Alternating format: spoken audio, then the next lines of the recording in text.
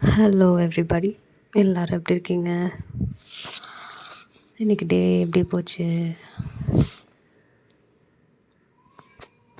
நிறைய பேருக்கு தோணும் போரிங்காக போச்சு, போரிங்காக இருந்துச்சு, செம்ம போர் அடிச்சிச்சு அப்படின்னு தோணும். இந்த போர்டம் இருக்குல்ல, இது எதுனால நமக்கு நடக்குது? போர் அடித்தா எதுவுமே செய்ய மாட்டோம், சும்மா போர் அடிக்குது அப்படின்னு சொல்லிட்டு உட்காந்துருப்போம். அப்படி சொல்லும்போது நம்மளை சுற்றி இருக்கிறவங்க யாருக்குமே நம்மளை பிடிக்காது.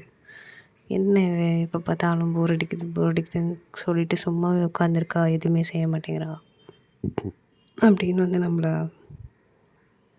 நினைப்பாங்க. ஆக்சுவலாக இது வந்து அவ்வளோ மோசமான விஷயம் ஒன்றும் இல்லை. இது வந்து நம்ம ரொட்டீனாக ஏதோ ஒன்று செஞ்சுட்டே இருக்கோம்.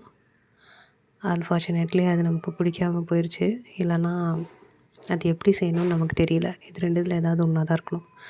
இப்போது அது நமக்கு செய்யவே தெரியல அப்படின்னா, இந்த போர் அடிக்கிற டைமை வச்சு அதை எப்படி செய்கிறதுன்னு கற்றுக்கிறதுக்கு முயற்சி பண்ணலாம். இன்னும் பெஸ்ட்டாக அதை எப்படி பண்ணலான்றத யோசிக்க ட்ரை பண்ணலாம்.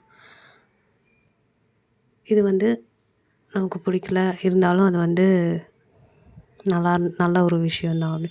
இது எப்படி சொல்கிறதுனா, ஃபார் எக்ஸாம்பிள்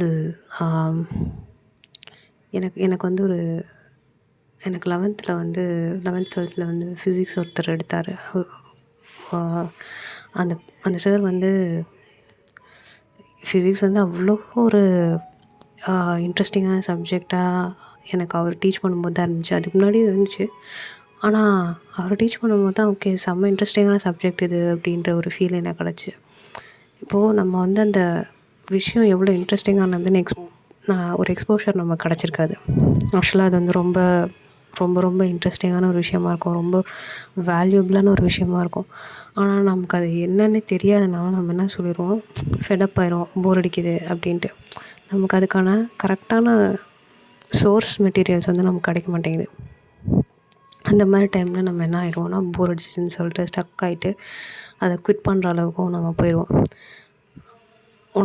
உனக்கு ஒரு பாயிண்ட் நமக்கு தோணும், இல்லை அது உண்மையிலேயே அது ஏதோ இருக்குது அப்படின்ட்டு. அப்போ நம்ம வந்து அதை பற்றி தெரிஞ்சுக்க முயற்சி பண்ணலாம்.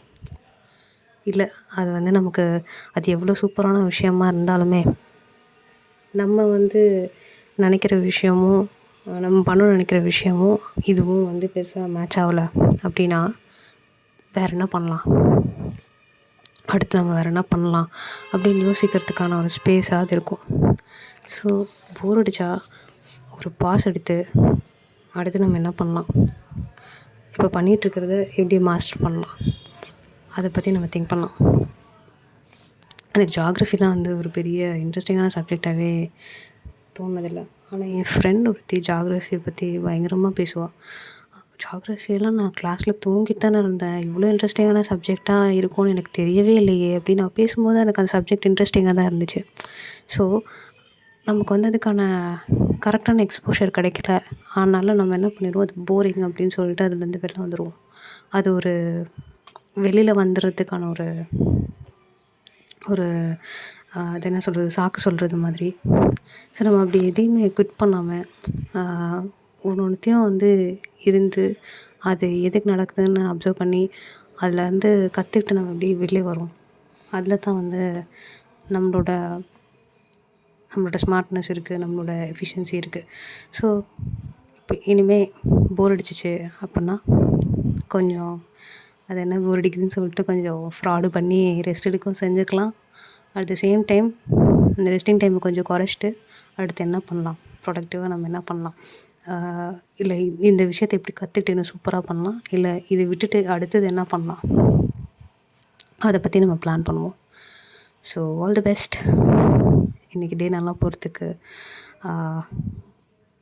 Best wishes and have a good day. Bye.